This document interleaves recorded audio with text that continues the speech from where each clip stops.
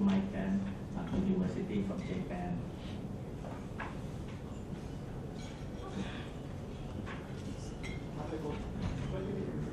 Yes. About 20 minutes for the presentation and 5 to 10 minutes for the answer question. Good morning. My name is Kamiko.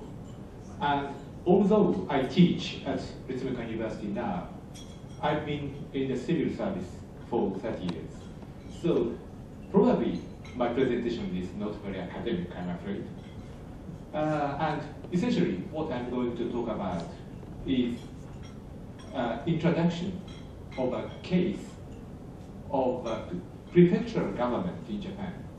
Prefectures in Japan are, how shall I say, middle-class governments, upper-tier local governments.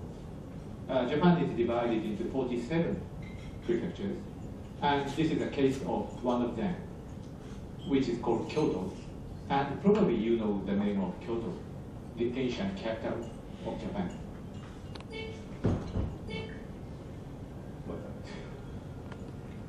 And just before starting to talk about the background to the new policies of this particular prefecture, the first thing here is fiscal retrenchment. And talking of fiscal retrenchment, Japan is probably one of or the country which needs fiscal retrenchment in government sector most. Probably national government debt reminds, the word national government debt reminds you of Greece. I'm afraid there's no one from Greece, so I hope. But what I learned from newspapers is that the percentage of Greece government debt to their gross domestic product is 140%. But in the case of Japan, it exceeds 200%. So in a sense, Japan is much worse. But still, Japanese treasury bond enjoys a very low, interest rate. I didn't check the latest figure, but it's about 1% for 10 years bond. It's abnormally low, actually. The reason I hear is that although Japanese government has a huge amount of debt, Japanese private sector has savings which more than offset that amount of government debt. So this is just like a married couple of very extravagant husband with very well-earning wife. So as long as they are married, the couple should be okay. I hope. Back to, yes. And anyway, under this kind of circumstance, Japanese governments, both national and local governments, are in a situation which they have to make very big effort in retrenching their fiscal expenditures. And just as an introduction to the situation in Japan, may I just remind you of what happened or the happy situation we enjoyed during the period until 1990.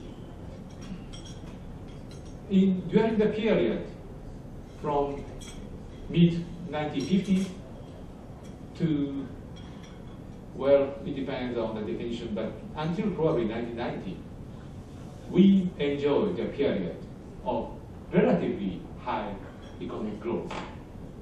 And that actually corresponds to the period from when I was born to when I just got into the real society.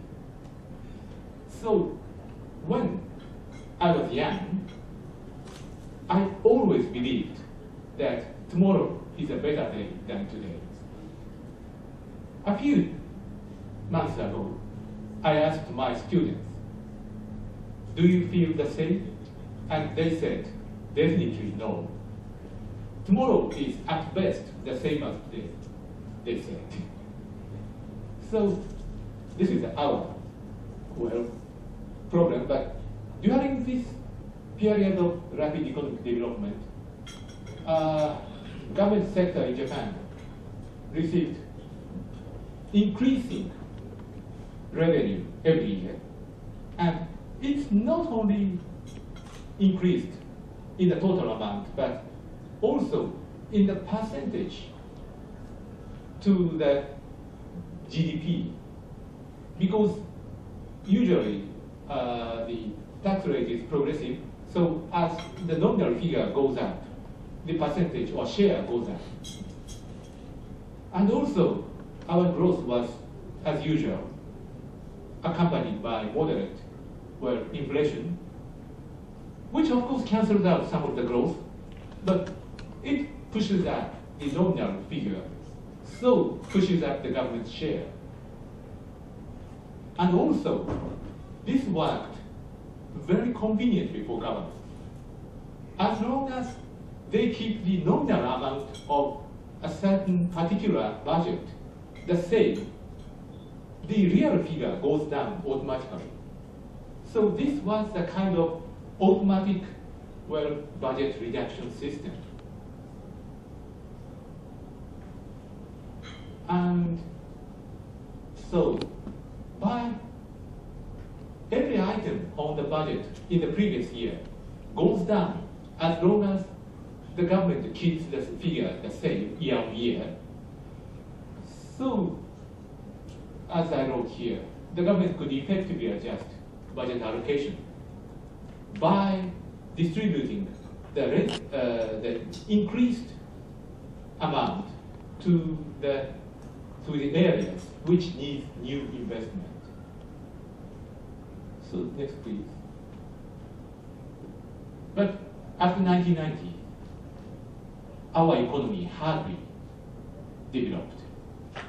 So, and also, we have almost no inflation at all, which is good in a sense. The last hike in railway fare of former Japan National Railway, which is now called Japan Rail, or Japan Railways, I'm sure, was when I was a university student, I remember. So there's no hike in railway fare for probably more than 30 years, 40 years. In a sense, it's good, but for government, it's not good. And adding to that, there are many difficulties Japanese local governments are facing. Japanese local governments has, I think, rather unique system. They are wearing two hats, so to speak. One is the hat of the central government's branch offices, and the other is the hat as an autonomous body. So there are so many legal requirements for local governments to discharge certain functions.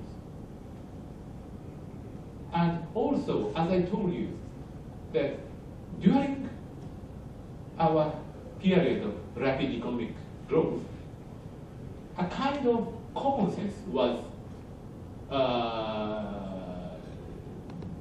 nurtured or made that if we have certain share in the government budget, we are entitled to it the next year and the next. And these are the main difficulties. And if you look at the budget item by item, and if you try to squeeze the budget, there are several items which are very difficult to squeeze. The first one is personnel cost. And